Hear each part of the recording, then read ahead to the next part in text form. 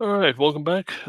So, in this lecture, we'll be going through the ideologies and interactions that are taking place within primarily the European continent, um, up through about the late into the late 19th century, about the 1870s, which gives us again a pretty good sense of the developments that are going to kind of springboard themselves into the 20th century. This lecture and the next one focusing on kind of imperial establishments and interactions. So where Europe is beginning to look at kind of beyond its own continent are pretty lengthy. So there'll be multiple parts here. But with this lecture, we'll be looking at developments within Europe, the continent as a whole, and then the next lecture will be looking at the kind of same time frame, but just looking at Europe's interactions with on the world stage. Uh, so again,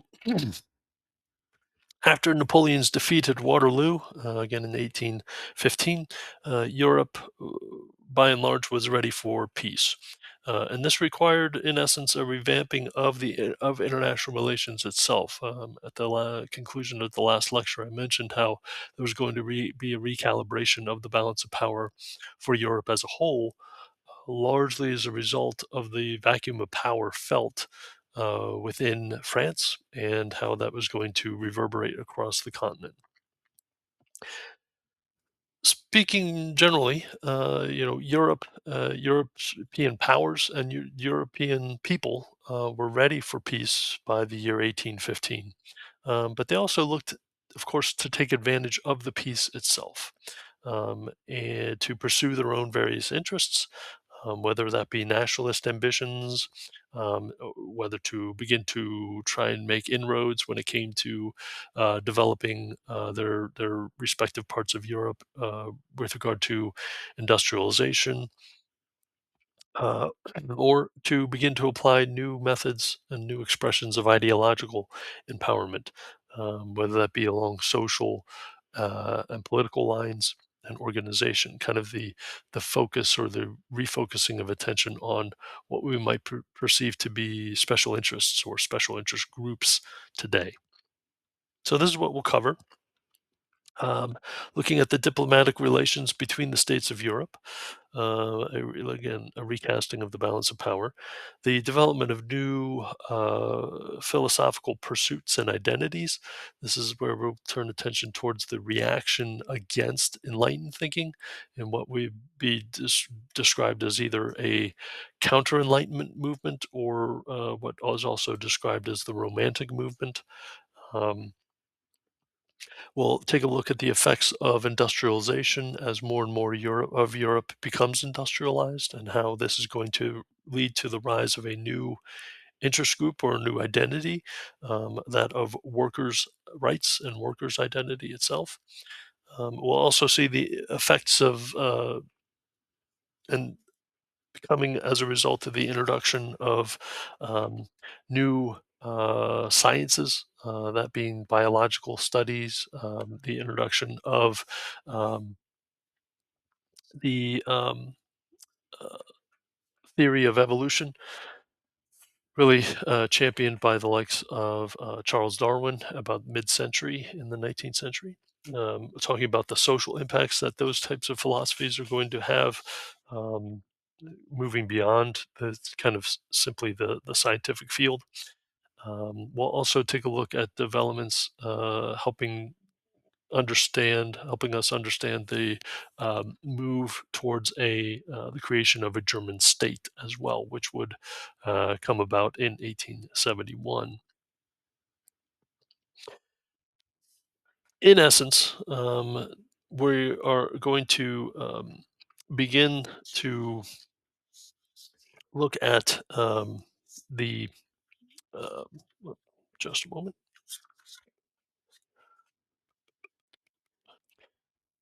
Sorry, I had to organize my notes. We're getting into the new expressions of the balance of power emerging in the early 19th century, it leading to, again, the creation of new states in Europe, like Germany, but then also Italy as well.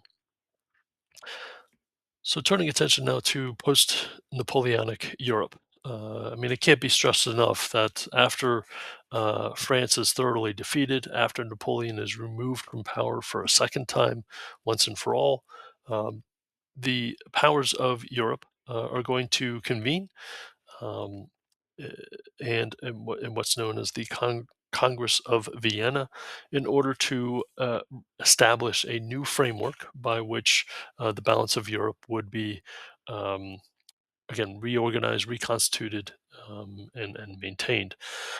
So you can see here that, and this should be kind of an emergent theme, is within Europe itself. We've seen a few examples of this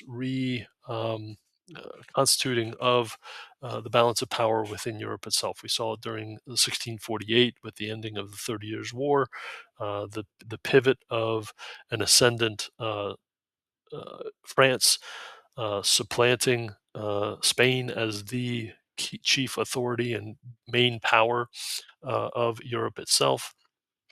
Here in 1815, we're going to see France being kind of, sidelined when it came to serving as the kind of the hub of authority and influence within Europe, and how Europe is going to react to that. Um, so this Congress of Vienna is going to signify that, and it's basically the efforts of leading heads of state of Europe to kind of figure things out, as far as what that post-war Europe was going to look like. One of the chief architects of post-Napoleonic Europe, and the kind of setting of the precedent and the framework, the architecture of post-war Europe during this period of time, was Prince Clemens von Metternich, the Austrian prime minister at the time. Metternich himself was conservative and anti-constitutional. He was pro-monarchy and also pro-absolutism. He was an anti-nationalist in many respects as well. Why was that? Well, first and foremost, he is a member of the aristocracy. He is a member of the royalty within the Austro-Hungarian Empire itself. So he's going to want to maintain the status quo, as far as what Europe was. And so, in many respects, you have a wanting to maintain aspects of the old order, but just to recalibrate it, reconstitute it in a new way. For some, that was not going to be tenable. I mean, that when you're talking about reorganizing the balance of power in Europe on occasion, or people in understanding that may argue that you need to clean out the old order and instill facilitate new kind of expressions of authority, or get new leadership in order to kind of you know symbolize, in a very direct way, a sense of new order itself. Well, this is something that humanity always grapples with. Europeans here in 1815 are, kind of reluctant to simply abandon what was all of that what was. So, in many respects, it's the Concert of Europe, the Congress of Vienna here, is going to try and um, uh, roll back the clock, if you will, in order to try and reimpose order in Europe. This is going to create stability in the immediate years following Napoleon's demise. But as we move forward in the timeline from 1815 throughout the remainder of the 19th century and even into the 20th century, when we begin to talk about World War One and World War Two, um, you're going to see how this concert of Europe and the kind of philosophy behind it, the approach to the application of power itself, um, is going to begin to age. And as a result, it's going to become more brittle. and it's going to be less and less able to react to the pace of change. And this, again, I can't stress enough how important this is to understanding the nature of international relations itself, even in our own modern day and age, when things are in a in a state of flux here in our own day and age. Well, the same thing is happening and has happened, historically speaking. So there are lessons to be learned here. So Metternich is going to, in many respects, become the architect of post-war Europe. He's going to call for this concert of Europe to be convened. You can kind of get an artist's rendition here of the major heads of state coming, sitting around and beginning to discuss what post-war Europe would look like. France, they agreed, would return to its pre-revolutionary borders. Louis the 18th would be installed as the new head of state to try and reimpose a monarchical system on France itself. Prussia and Austria would expand their territorial holdings. This would help to establish what at the time was a German confederacy that would, for all intents and purposes, replace the Holy Roman Empire. There would be the creation of new kingdoms, the kingdom of the Netherlands and the kingdom of Poland. So you have the creation of new kind of auto, um, autonomous states. Switzerland as a country would be established during this period of time. And there would also be the restoration of legitimate regimes in Spain, Sardinia, and the Papal States as well. The idea of the concert of Europe was to create a lasting balance of power between the states of Europe. Again, to kind of reiterate that. Conceptually, it was this framework that would last from 1815 up until 1914, the outbreak of World War One itself. Oftentimes, this is referred to as the Long Peace, where you have from 1815 for about the next century a period in Europe in which there was largely the absence of any type of catastrophic war taking place. I mean, there would be the eruption of conflict and bloodshed, but this was mostly kind of, it was not continent wide as it had been during the Napoleonic Wars, and it would not be would not emerge again until 1914 itself in World War One. This, of course, is going. This concert of Europe is going to replace the Westphalian Peace of 1648 that I mentioned a moment ago, and so it's a new balance of power. There would also be social and economic and political changes that would, of course, as I mentioned, begin to test this the resiliency of this concert of this new balance of power. And of course, as we move forward in the decades following 1815, this means that it would become less and less effective over time. But nonetheless, it did prove at least resilient enough to last for about a century, which is pretty respectable when it comes to kind of international diplomatic frameworks. Moving into kind of philosophical developments, the concept of ideas that were beginning to take root and begin to spread within Europe, we turn attention towards what becomes known as the Romantic Age or the rise of Romanticism. This again was a reaction to the rational, enlightened thinking of the 18th century. So again, just to refresh our memory, the Enlightenment was focused on human reason and logic. A very methodical, scientific approach to understanding concepts of nature, concepts of being, theory. Romanticism is instead going to focus more on human intuition, human emotion, in order to try and perceive the world of which humanity was a part. So you have this very, uh, you know, uh, bipolar view of the world. On the one hand, with the Enlightenment, you have a vision of the world and the universe as being mechanical, industrial, again very logical. Um, Whereas Romanticism was going to focus more on the kind of ideas of passion or feeling, that is going to also kind of serve as a not only a juxtaposition to the rational notions of enlightenment thinking, but also kind of a more of a organic, you might say, expression of human nature itself.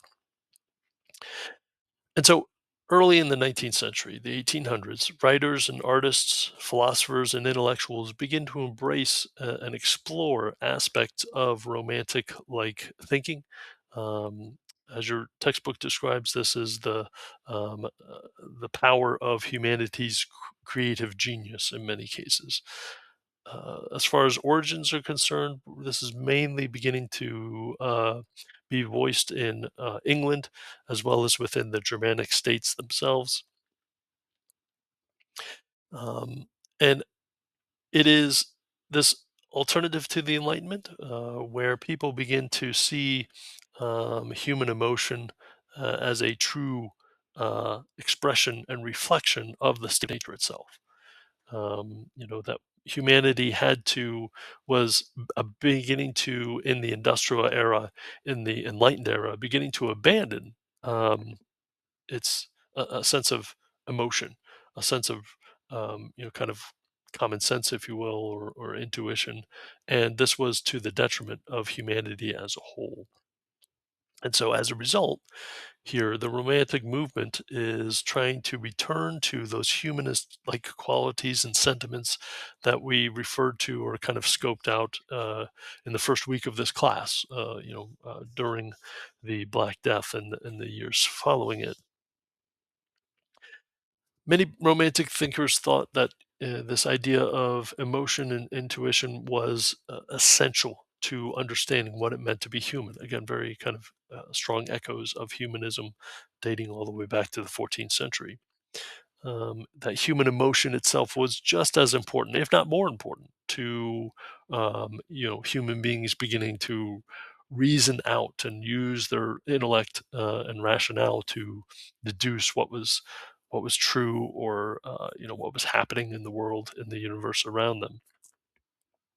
In the United States, and this was something that began to spread across the Atlantic into and throughout the Western world, including the United States. Was best expressed as the self-made man philosophy, and we'll return to discussing that at greater length in the lecture in the closing week here.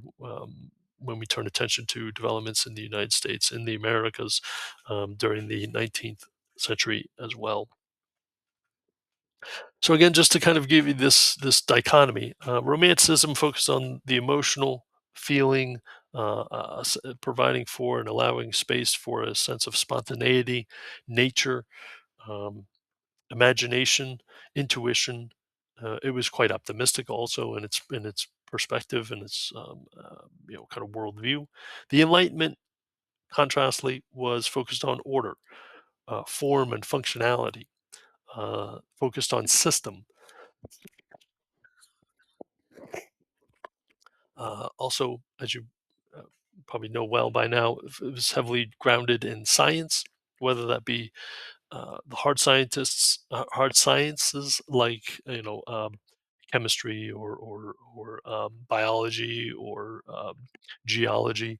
You also had a focus on the social sciences themselves.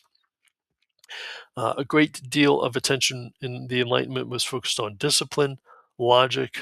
It was very realistic, or attempting to capture a sense of realistic, kind of what was actually happening, rather than kind of intuiting out what was happening. Um, in Europe, as far as the kind of leading figures of the romantic notions, or again counter enlightened ideas, you have the likes of Georg Wilhelm Friedrich Hegel, who, in his lifetime as a leading philosopher, uh, devoted a great amount of attention to studying what was described as the dialectic connection. This was a connection between opposites. So Hegel, for himself, was really fascinated by these kinds of diametrically opposed opposites that were nonetheless shared a relationship that, in his eyes, really kind of generated a sense of realism, a sense of what was uh, the crux of reality itself, between creative matter on the one hand and material matter on the other, you might say. There were also leading literary figures, both men and women. The likes of Jane Austen's The Bronte sisters, Charlotte, Emily, and Anne, among others, all made their contributions and were writing their various novels, kind of literature during this period of time, some of the best literature of the entire 19th century in Europe itself. They give us not only an idea of um, you know social standards and mores of 19th century Europe, but also again reflecting in many cases the very romantic kinds of ideas that were being spread and cultivated throughout this period of time.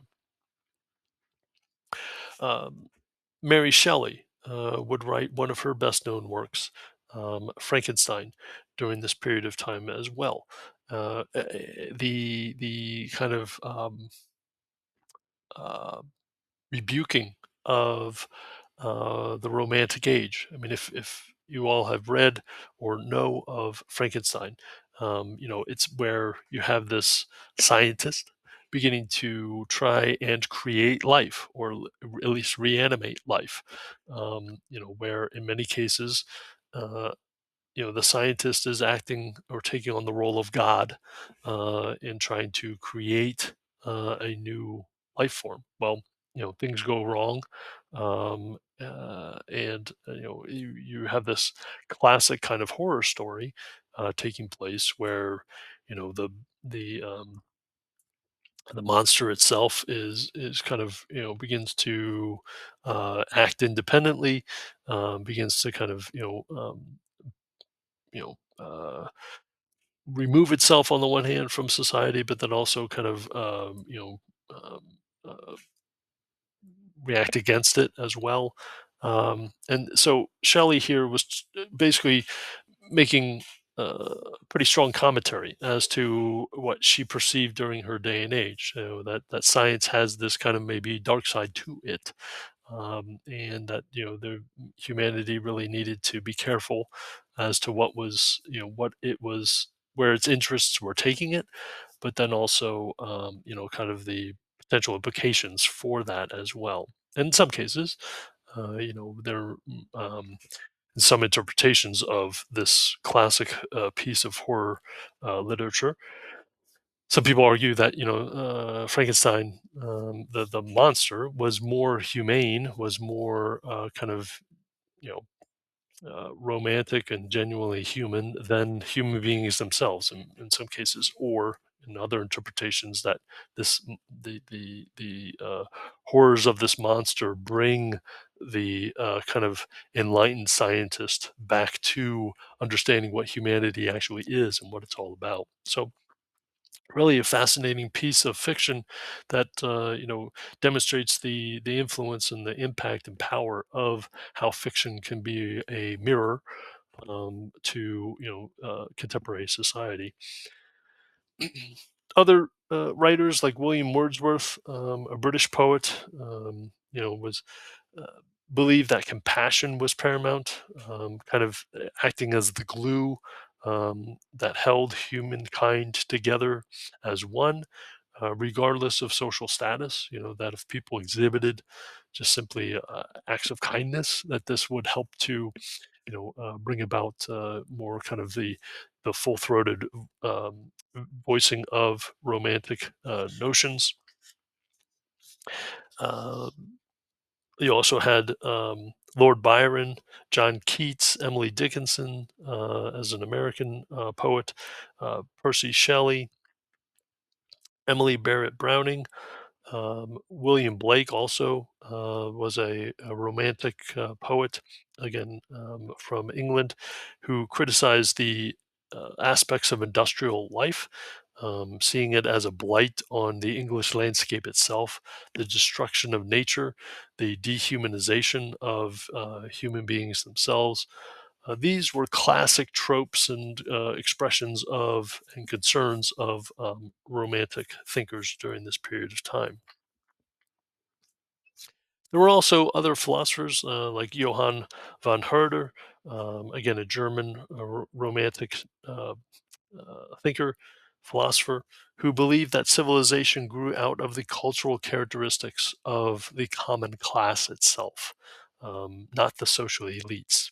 So, Herder here was what we might describe as a romantic nationalist. That it was the people, the common people, that really were the drivers of identity when it came to civilization, not people like you know Prince Clemens von Metternich or any of his inner circle. Um, that it was more the culture, the language, the religions, the you know kind of practices of daily people, the food, the music. That really was the core expression of romanticism, but also identity and, of course, nationalist identity. Herder himself would emphasize uh, the the importance of the German people, himself being German, "Die Volk," as he put it, that the nation is the people in many respects. And of course, this is going to be significant when we begin to turn attention towards the early 20th century as well. That this, in many respects, the romantic expressions that are coexisting with this effort, to organize a new balance of power in Europe, they are, in essence, in many respects, kind of conflicting with one another. And so, this is the duality, you might say, that Europe as a whole is going to have to and would grapple with, moving forward for the remainder of the 19th century and again into the 20th century as well. Let's see, I'm almost out of this or excuse me, 30-minute segment, so I'm going to stop here, and then this is a good point at which we'll pick up with the effects of industrialization in the next segment. So stay tuned for that.